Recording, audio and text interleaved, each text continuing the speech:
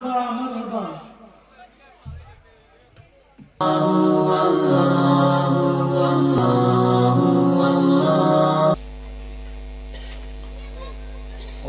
আয়োজিত হাটহাজারী থানার অন্তর্গত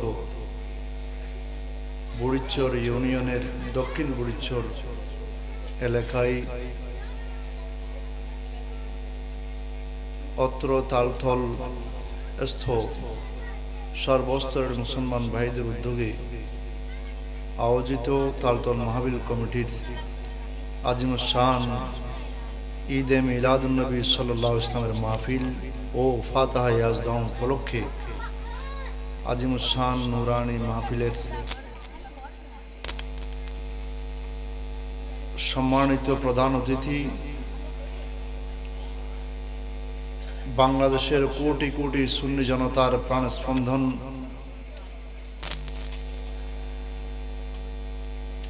শহীদ মিল্লাত আন্তর্জাতিক মিডিয়া ব্যক্তিত্ব হুজুর আল্লামা শেখ নুরুল ইসলাম ফারুকি রহমতুল্লাহ তাআলা আলাইহির ছোট সাহেবজাদা हाफिज कारी मौलाना मोहम्मद फुआद रजा फारूकी मद्दा जिल्लुहुल आली আমাদের মাঝে তশরিফ এনেছেন।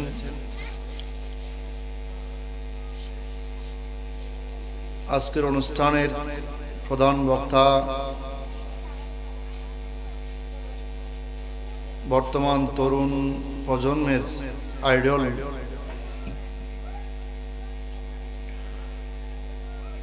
ঐতিহ্যবাহী দ্বীনি প্রতিষ্ঠান আল আমিন বারিয়া সিনিয়র মাদ্রাসার কেন্দ্রীয় জামে মসজিদে জিলানির সম্মানিত খতিব মুকররম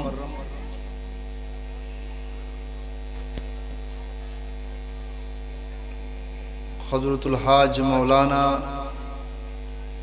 মুর্শিদুল আলম আনোয়ারি সাহেব কাবলা মাদ্দা জিল্লুহুল আলী আসার পথে আছেন। আমার পাশে বসা মুরব্বীরা, সামনে বসা আমার বাবার সমতুল্য মুরব্বীরা, নওজওয়ানরা, মাহফিলের আশেপাশে যারা আছেন এবং বিশেষ করে মাইকের আওয়াজ যতটুকু যাচ্ছে,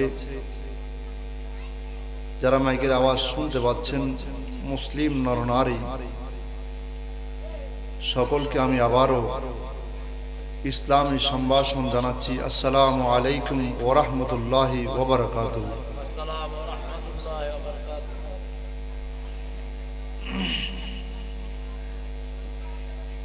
আজকের এই মাহফিল এটা চতুর্থ বছরে পদার্পণ করল।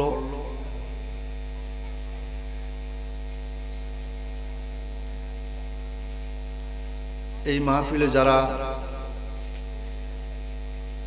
বিভিন্ন আঙ্গিকে সহযোগিতা করেন, বিশেষ করে তালতল খেজুরতল দক্ষিণ বুড়িচরের আমার মা ও বোনেরা, বাবারা, মামারা, নওজওয়ানরা, সর্বস্তরের নবী প্রেমিক মুসলমানরা, সকলকে আমি অন্তরের অন্তঃস্থল থেকে ধন্যবাদ, মোবারকবাদ জানাই। আল্লাহ পাক রব্বুল আলামিন আপনাদের এই আজিমুস শান মাহফিলকে আল্লাহ কবুল করুক, আমিন।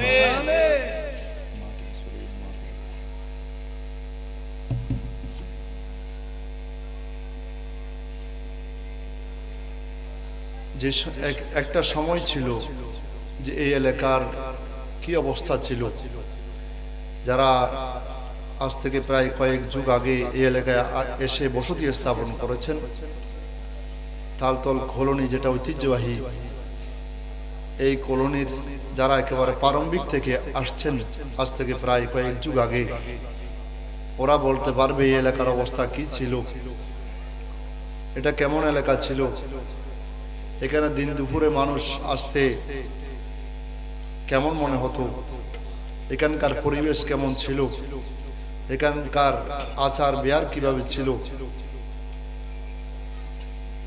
আজ সেই পরিবেশ থেকে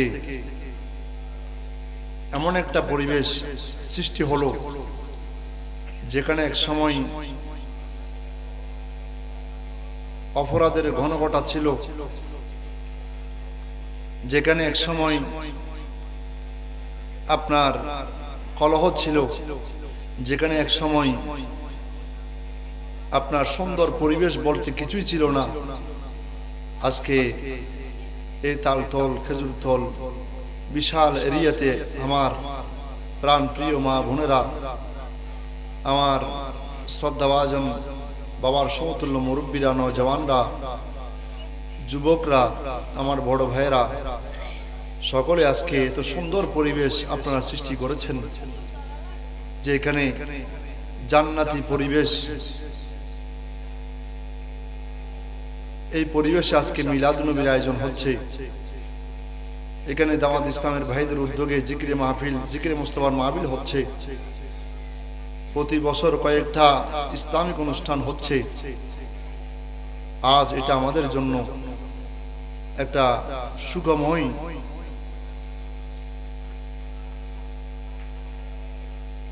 আল্লাহ পাক রব্বুল আলামিন এই পরিবেশকে আল্লাহ পাক কিয়ামত পর্যন্ত কায়েম আর দায়েম রাখুক, আমিন।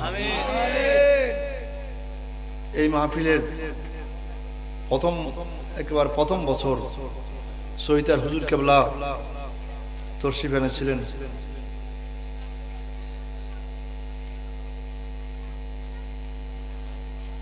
এখানে অনেক অসংখ্য উলামায়ে ইকরামের পদাচারণ হয়েছে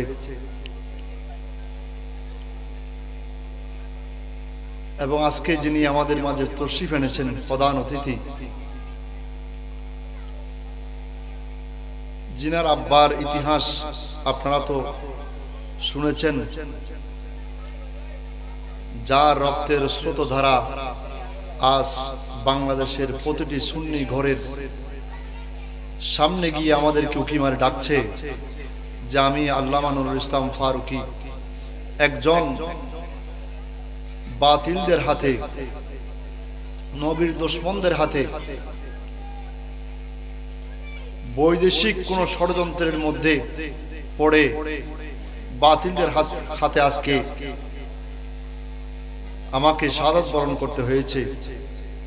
আমার প্রতিটি রক্তের ফোঁটা তোমাদেরকে আহ্বান করছে, তোমরা ঘরে বসে না থেকে সুন্নিয়ত কায়েমে তোমরা সারা বাংলাদেশের ৬৮,০০০ গ্রামে ছড়িয়ে পড়ো। সেই মহান শহীদে মিল্লাত হুজুর আল্লামা ফারুকী সাহেব কেবলা রক্ত জিগর, যার ভিতর আল্লামা ফারুকী রহমতুল্লাহ তাআলা এর রক্ত প্রবাহিত, যিনি আল্লামা ফারুকী রহমতুল্লাহ তাআলা এর কলিজার টুকরা ছোট সাহেবজাদা, তিনি আজকে আমাদের মাঝে তশরিফ এনে আমাদেরকে বড় ধন্য করেছেন। বাংলাদেশের প্রত্যেকটা দরবার, বাংলাদেশের প্রত্যেকটা সুন্নি মুসলমান, বাংলাদেশের প্রত্যেকটা তরিকত, বাংলাদেশের প্রত্যেকটা খানেকা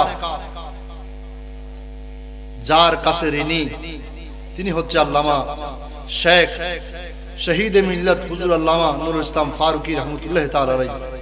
আল্লাহ হুজুরকে জান্নাতের আলা মাকাম, ইমামে আলী মাকামের সাথে শাহাদাতের উচ্চ মাকাম আল্লাহ দান করুন। আল্লাহ ওনার সদকায় বাংলাদেশের সুন্নি মুসলমানকে সচেতন হওয়ার তৌফিক দান করুন।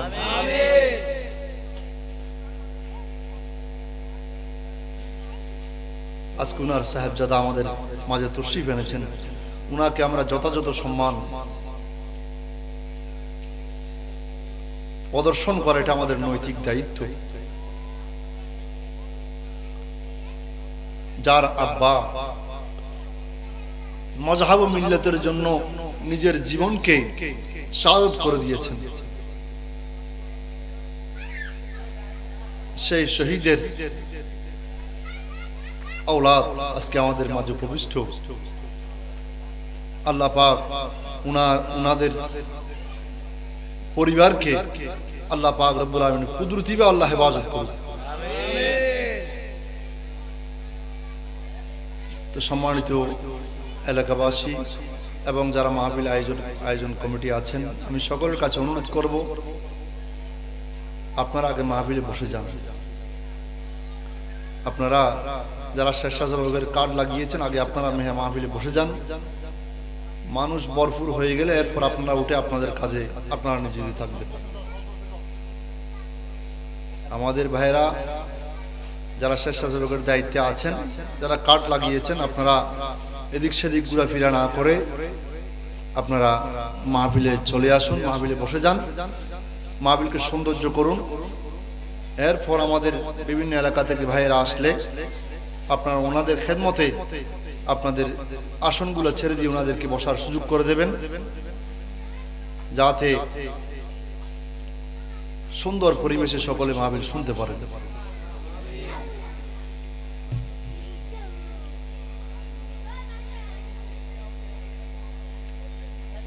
আমরা আপনারা এখানে যারা আছেন, আমি আপনাদের উদ্দেশ্যে বলছি, আপনারা জানেন আমি দীর্ঘদিন অসুস্থ, কাশি ঠান্ডি, এরপরেও আপনাদের আবদার, আপনাদের মায়া মমতা টানে আসতে হয়েছে। না হয় আমি কোনো মাহফিলে এতক্ষণ, এবছর এতক্ষণ পর্যন্ত কোনো মাহফিলে বসি নেই। যাও বসছিলাম চেয়ারম্যান কলোনিতে, ওখানে ওই ঠান্ডিতে একেবারে একটা মাস চলে গেল। যাই হোক, মাহফিল যারা আমরা করি, যারা মাহফিল ইন্তেজামিয়া কমিটি আপনারা এখানে আছেন, যারা প্রতি বছর আপনারা মাহফিলটা কেন করেন, একটা উদ্দেশ্য আছে না?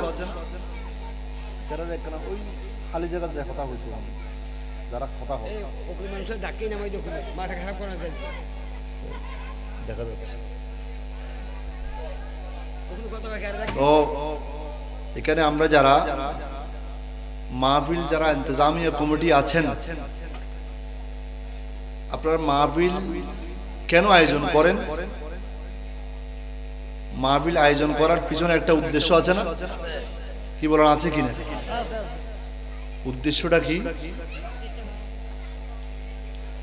মাহফিল ইন্তজাম করতেছি আমরা এই জন্য, মাহফিল আয়োজন করতেছি এই জন্য, আমাদের এলাকার কিছু মানুষ নামাজি হবে, আল্লাহ ওয়ালা হবে, তাহাজ্জুদ গুজার হবে। আমাদের এলাকায় কিছু যুবকরা খারাপ পথে চলে যাচ্ছে, ওরা সৎ পথে আসবে, আল্লাহ এবং আল্লাহ রসুলের পথে আসবে। আমাদের মা বোনদের ভিতর কিছু অনিসলামিক কার্যকলাপ দেখা যাচ্ছে, ওরা ইসলামের সুন্দর পথে এসে ওদের পারিবারিক জীবন, ব্যক্তিগত জীবন ওরা সুন্দরভাবে পরিচালিত করবে। অর্থাৎ একটা সমাজকে ইসলামী শিক্ষায় শিক্ষিত করে ওদেরকে আল্লাহ এবং আল্লাহ রসুলের রাস্তা দেখানো উদ্দেশ্য হচ্ছে যারা মাহফিল আয়োজন করেন। এই তো। আর যারা মাহফিলে আসি, আমরা যারা মাহফিলে আসি, মাহফিল শুনি,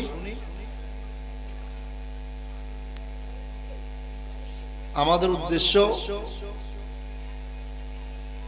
আমি মাহফিলে যাচ্ছি এত ঠান্ডার ভিতর, প্রচন্ড ঠান্ডা পড়তেছে, পৌষ মাসের, একটু একটু কাশিও আছে, গায়ের জ্বরও আছে, নিজের নাতিকে নিয়ে, নিজের ছেলেকে নিয়ে, নিজের বন্ধু বান্ধবকে নিয়ে সদল বলে মাহফিলে আসলাম। মাহফিলে এসে কোন হুজুরের গলার সুর সুন্দর, কে নাত রসুল বেশি পড়তে পারেন, কে ভালো করে একেবারে আওয়াজ করে মাহফিল করতে পারেন, কার বচন ভঙ্গি ভালো, এগুলো দেখার জন্য না, মাহফিল থেকে কিছু শিখবো, মাসলা মাসাইল, কিছু ইসলামী আকীদা শিখবো, ইসলামী কিছু তাহজিব তমুদ্দন ভিত্তিক কিছু জ্ঞান আমি আহরণ করব, এগুলো আমার জীবনের পাতেও হবে। আমি আমার জীবনকে সুন্দর করার জন্য এই মাহফিলে আসছি, এখান থেকে কিছু শিক্ষা নেওয়ার জন্য। এই তো। আর যারা মাহফিল করেন, অর্থাৎ যারা সম্মানিত ওয়াইস, যারা সম্মানিত উপদেশ দানকারী বক্তা, ওনাদের উদ্দেশ্য হচ্ছে সুদূর ঢাকা থেকে, পঞ্চগড় থেকে, সুদূর বরিশাল থেকে সারাদিন আপনার গাড়িতে চড়ে, কয়েক ঘন্টা গাড়িতে চড়ে চট্টগ্রাম আসলাম। বিশ্রাম নেওয়ার মতো তেমন একটা সময় হয় না। মাহফিলে এসেই কোরআন এবং হাদিসের আলোকে সম্মানিত শ্রোতা মণ্ডলীদেরকে উনারা আল্লাহ এবং আল্লাহ রাসূলের পথে মানুষকে আহ্বান করেন, মানুষকে হেদায়েত দান করার জন্য ওনারা তাকরীর করেন। এই উদ্দেশ্য নিয়েই তো একজন সত্যিকার হক্কানি আলেম উনি ওয়াইজ করেন, ঠিক কিনা? যদি তিন শ্রেণীর মানুষের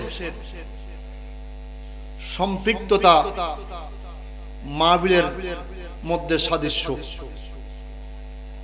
মাহফিলের তিন শ্রেণীর মানুষের সাথে সম্পর্ক এটা দেখা যায়। একটা মাহফিল আয়োজককারী, আরেক শ্রেণী হচ্ছে মাহফিল শুনবেন, আরেকটা শ্রেণী হচ্ছে মাহফিল যিনি মাহফিল করেন, ওয়াইজ। এই তিনটা ব্যক্তির সমন্বয়ে মাহফিলটা কি হয়, অনুষ্ঠিত হয়। এই তিনজনের, এই তিন শ্রেণীর মানুষের যদি উদ্দেশ্যটা আপনার এভাবে হয় যে যারা মাহফিল করবেন ওনাদের উদ্দেশ্য যদি হয় যে আমি এলাকায় মাহফিল করতেছি একমাত্র আল্লাহ এবং আল্লাহ রাসূলের পথে মানুষকে আনার জন্য, যারা মাহফিল শুনবেন ওনারা যদি, আমরা যদি আসি এই জন্য যে একজন ভালো আলেম আসতেছেন, উনার নুরানি তাকরীর আমি শুনি, আমার নিজের জীবনে কিছু আমল করব, আমি ইসলামের অনেক বিষয় আমি জানি না, হয়তো এখানে আজকে বিষয়ভিত্তিক আলোচনা করার জন্য হুজুরদেরকে সবিনয়ের সাথে আবেদন করেছেন, এই বিষয়ে যদি আমি কিছু শিখতে পারি আমার জীবনে কাজে লাগাবো। এবং যিনি মাহফিল করতেছেন ওয়াইজ, উনার যদি উদ্দেশ্য যে আমি হাজার হাজার মানুষ আসবে এই মাহফিলে, হে আল্লাহ তুমি আমার জবানে তাসির দিও যে আমি যা বলবো আমি আমল করব, যারা শ্রোতা মণ্ডলীর তারাও আমল করবে, তাদেরকে যাতে আমি সুন্দর পথ, আলোর পথ, কোরআন এবং সুন্নাহর পথ তাদেরকে দেখিয়ে দিতে পারি, তারা যাতে আগামীকাল থেকে একটা আমলও যদি তারা করতে পারে তাহলে আমার এই মাহফিল কামিয়াব হবে। যদি এই তিন শ্রেণীর আপনার উদ্দেশ্য যদি এভাবে হয় তাহলে আপনি ঘরে ফিরে যাওয়ার আগে আল্লাহর দরবারে মাহফিল কবুল হয়ে যাবে।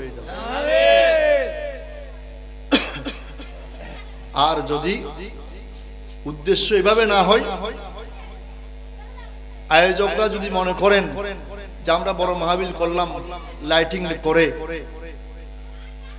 একেবারে 20-30টা মাইক লাগালাম, গরু জবাহ করে মানুষের ঘরে ঘরে তাবরুক পৌঁছিয়ে দিলাম, বড় বড় হুজুরদেরকে দাওয়াত দিলাম, এলাকার কিছু মানুষ বা অন্যান্য দিকে আমাদের ছবিগুলো ফেসবুকে যাবে, ইউটিউবে যাবে, মানুষ আমাদেরকে বাহবা দেবে যে ওরা বড় বড় আলেমানে, ওরা স্টেজ, গেট, আপনার লাইটিং কত না সুন্দর করে করে, এগুলো বাহবা পাওয়ার জন্য আপনার যদি ইন্তেজামিয়া কমিটির উদ্দেশ্য এটা হয়, আর শ্রোতা মণ্ডলী আমরা যারা মাহফিল শুনতে আসি যদি আমাদের উদ্দেশ্য এটা হয় যে কোন হুজুর কি বলে একটু দেখবো, কার গলার সুন্দর সুন্দর কতটুকু দেখবো, কোন বচনে আপনার মাহফিল করে দেখবো, যে ইউটিউবে অথবা চ্যানেলগুলোতে আমার ছবিও দেখা যাবে, এবং আমিও মাহফিল থেকে আসার সময় হয়তো না কিছু তাবরুক আমার হয়তো ভাগ্যে জুটবে।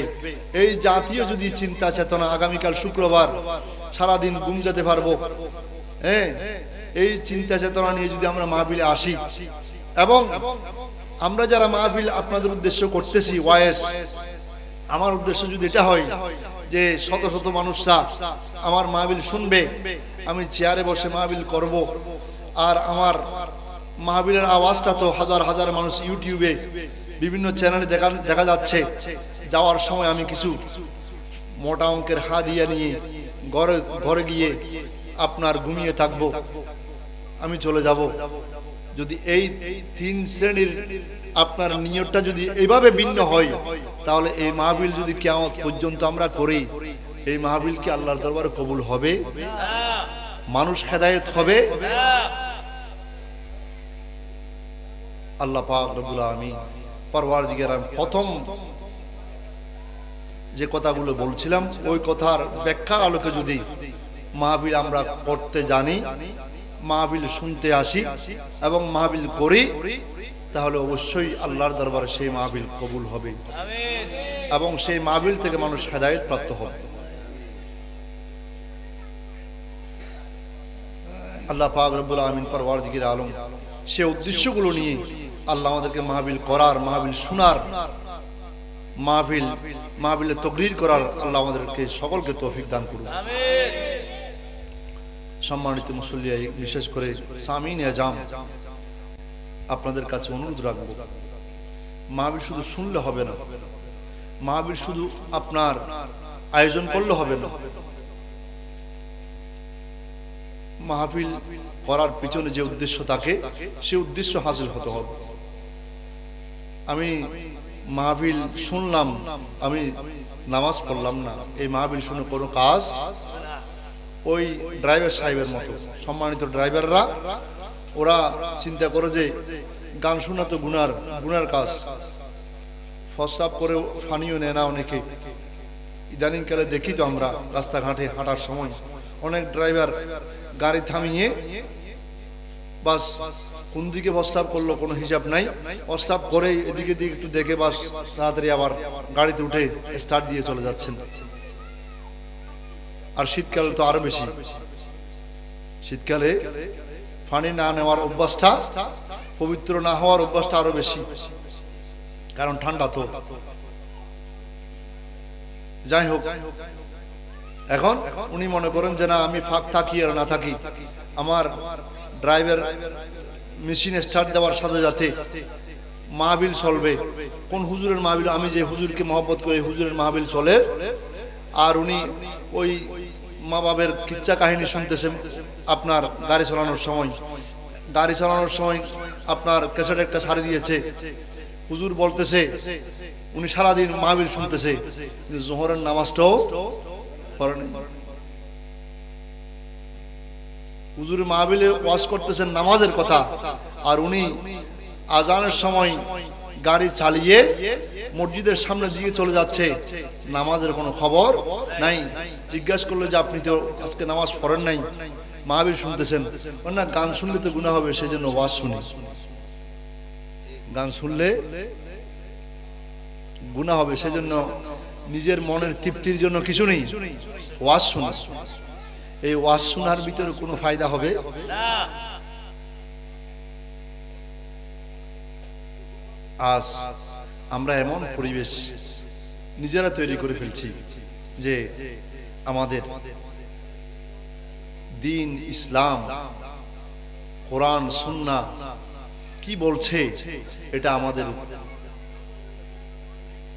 জ্ঞানের বাইরে। সারা পৃথিবীর খবর আমরা জানি। চায়ের দোকানে বসলে ট্রাম্প কি করছেন, বাইডেন কি করছেন, বর্তমান সরকার কি করছেন, বিরোধী দলীয় নেতারা কোথায় কোথায় কি বক্তব্য রাখছেন, কাকে গ্রেফতার করা হচ্ছে, কার বিরুদ্ধে দুর্নীতির মামলা হচ্ছে, দেশে কি অবস্থা হচ্ছে, সবকিছু চায়ের দোকানে আমরা কি করি, আলোচনা করি, সবকিছু জানি। কিন্তু যখন বলা হয় যে আপনি জোহরের নামাজের নিয়তটা জানেন, কেউ মারা গেলে যে হুজুর জানাজার নিয়তটা একটু বলে দেন, আপনি তো চায়ের দোকানে সারা বিশ্বের খবর জানেন, আপনি গপ্প মারতেছেন এতক্ষণ, আর আপনার আব্বা মারা যাওয়ার পর আপনি বলতেছেন যে হুজুর জানাজার নামাজের নিয়তটা বলে দেন। 55 বছর বয়সে আপনি শিখতে পারেন নাই, 2 মিনিটে জানাজার নিয়ত শিখতে পারবেন? আর না বললে হুজুরের উপর একেবারে চোখ রাঙ্গানি, দুঃখ লাগে। আমরা ইসলামের প্রাথমিক বিষয়গুলো পর্যন্ত আমাদের জ্ঞানে নাই। আমাদের ছেলে মেয়েদেরকে ইসলামের প্রাথমিক জ্ঞানগুলো পর্যন্ত আমরা দান করি না। আমি মারা গেলে কবরের পাড়ে গিয়ে কিভাবে আমার সন্তান জিয়ারত করবে সেটাও জানা না।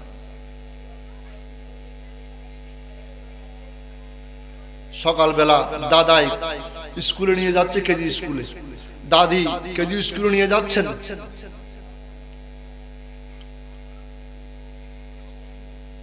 অথচ সকালবেলা কোরআন পড়ার সময়,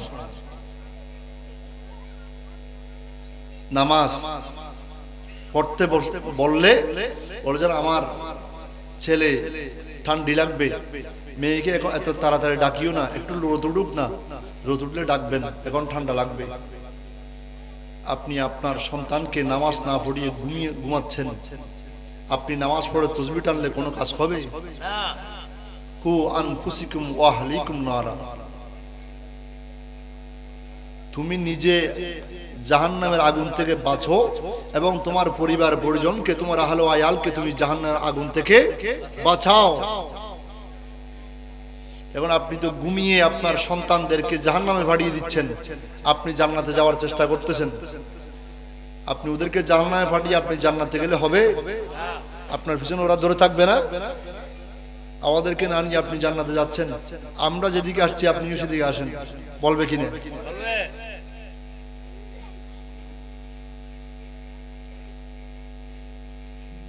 নামাজের সময় হলে আজ মসজিদের সামনে থেকে আমরা হাঁটি চলে আসি। এতক্ষণ মসজিদের বারান্দায় গপ্প মারতেছি, মসজিদের আশেপাশে। যখনই আজান শুরু, দেখবেন আজান শুরু হলে কুকুর আছে না আমাদের দেশে, কুকুরগুলা কি করে? চিল্লাই না? তার কারণটা কি? আজানকে দেখতে পারে না মনে করে নয়। যখন আজান শুরু হয়, যে এলাকায় শয়তান বসবাস করে, শয়তান তাকে আজান শুরু হওয়ার সাথে সাথে যখন শয়তান পলায়ন করে, ওই শয়তানকে দেখে কুকুর কি করে? গেউ গেউ করে। ওগুলো হচ্ছে জিন শয়তান। আমাদের ভিতরে এখন জিন শয়তানের আসর চলে এসেছে। আমরা মানুষ শয়তান হয়ে গেলাম। আজান শুনলে আমরা মসজিদের আশপাশ থেকে চলে আসি, ঠিক কিনা? শয়তানের খাসিয়ত আমাদের ভিতরে আসছে কিনা? কুকুর শয়তান ফালাতে দেখলে কুকুর ঘেউ ঘেউ করে, আর যখন মানুষ মসজিদের আশপাশ থেকে পলায়ন করে তখন আপনার ফেরেশতারা তার উপর লানত।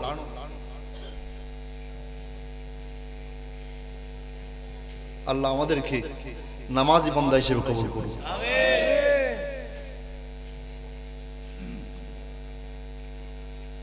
আর ইদানিং তো মাশাআল্লাহ আমাদের নওজওয়ানদের যে অবস্থা, অধিকাংশ নওজওয়ান, এটা আমাদের মা বাবার দোষ। আমি ওদের দোষ বলবো না। আমাদের ছেলেদের খারাপ খাওয়ার পিছনে ছেলেদের দোষ নাই, আমাদের দোষ। কি বলেন, ঠিক কিনা?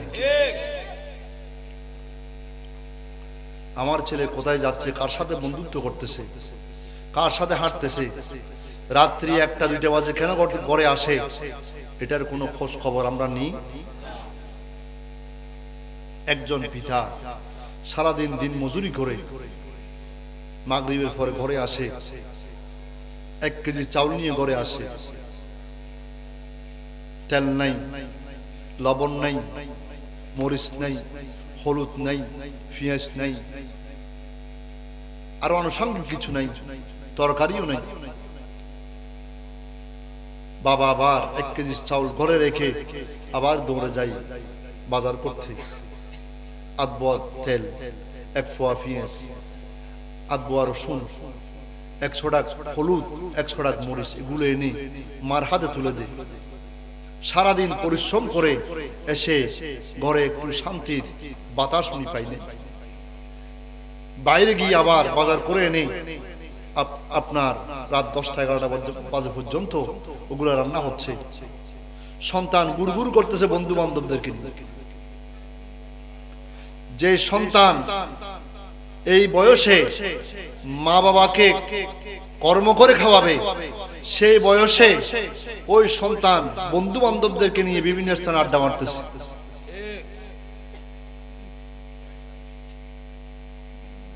আর বাবা সারাদিন পরিশ্রম করে। নারে তাকবীর, নারে রিসালাত, নারে গাউসিয়া। প্রধান বক্তার আগমন, প্রধান বক্তার আগমন। আলতলা মাহফিল কমিটির পক্ষ থেকে নারে তাকবীর, নারে রিসালাত, নারে গাউসিয়া। আহলে সুন্নাত ওয়াল জামাত মারহাবা মারহাবা মারহাবা। আমাদের সামনে এই মাত্র যার শুভাগমন হয়েছে চট্টগ্রামের তরুণ প্রজন্মের জন্য আইডল,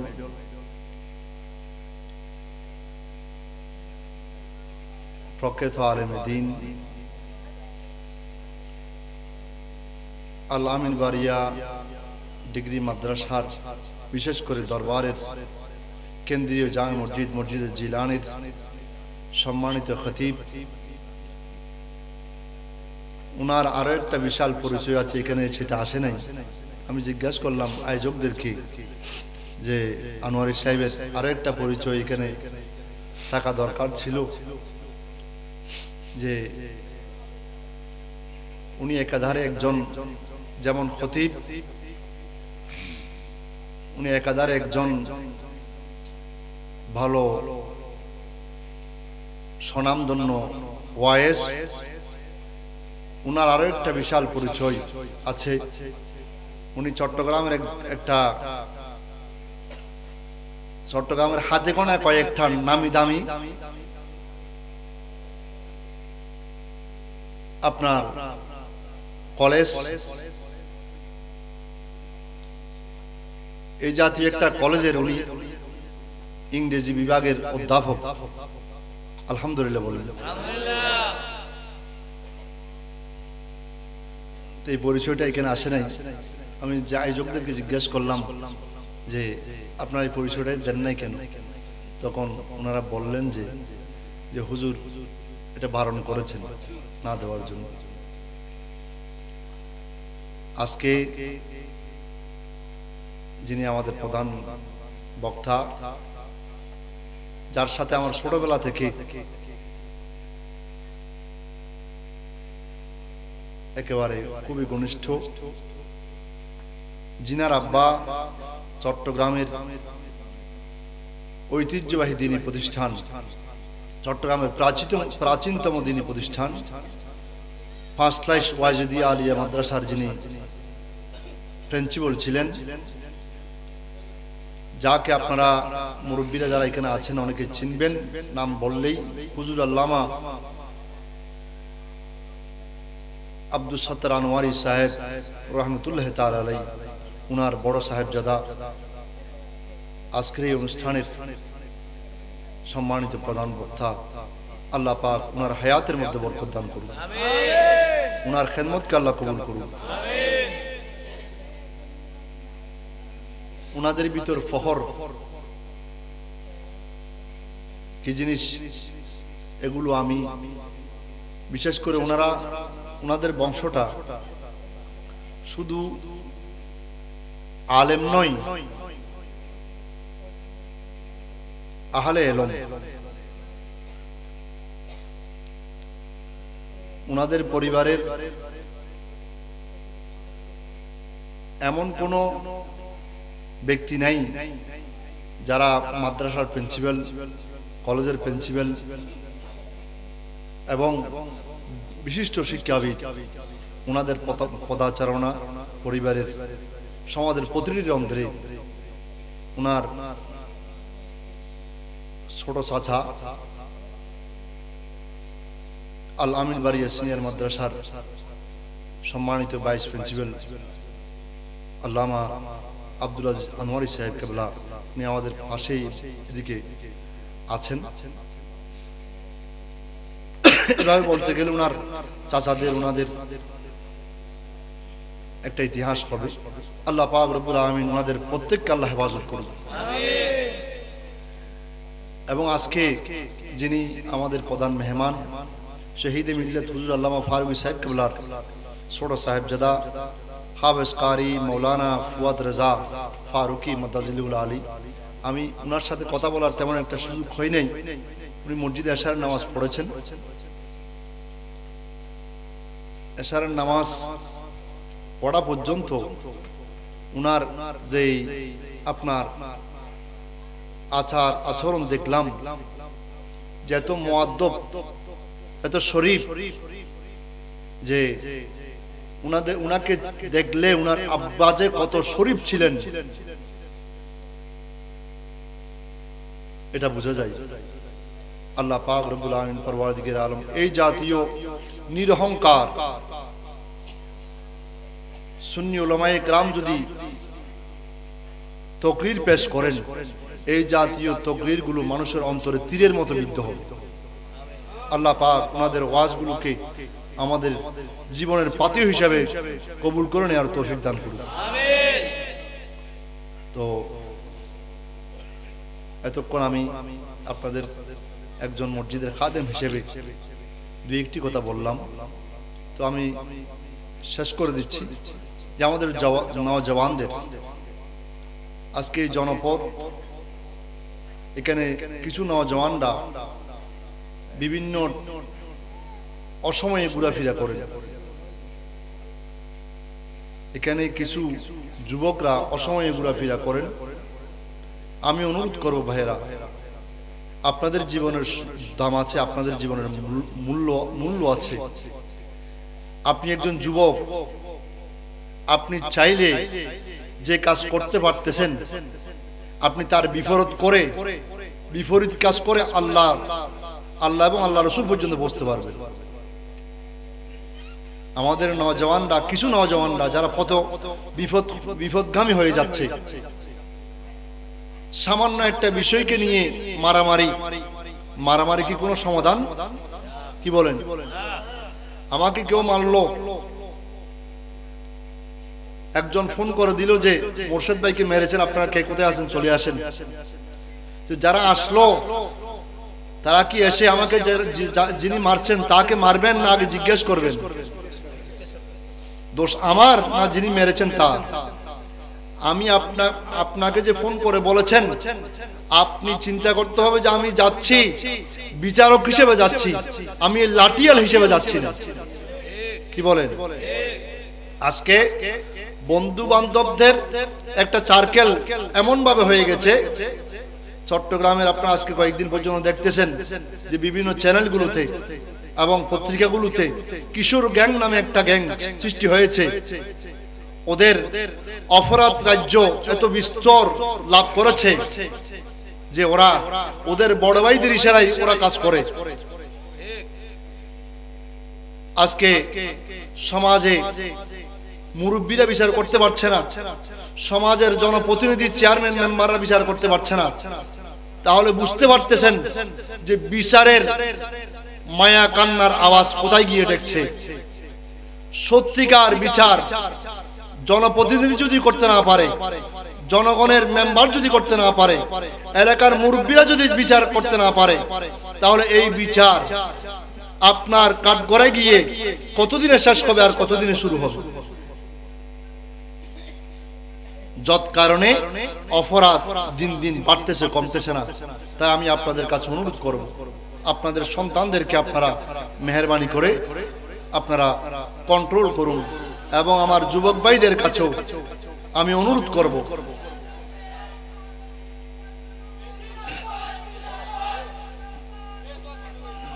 আপনারা একটু সামনে আসেন, আপনারা একটু সামনে আসেন, আপনারা একটু সামনে আসেন। এখানে যারা মিছিল নিয়ে আসছেন,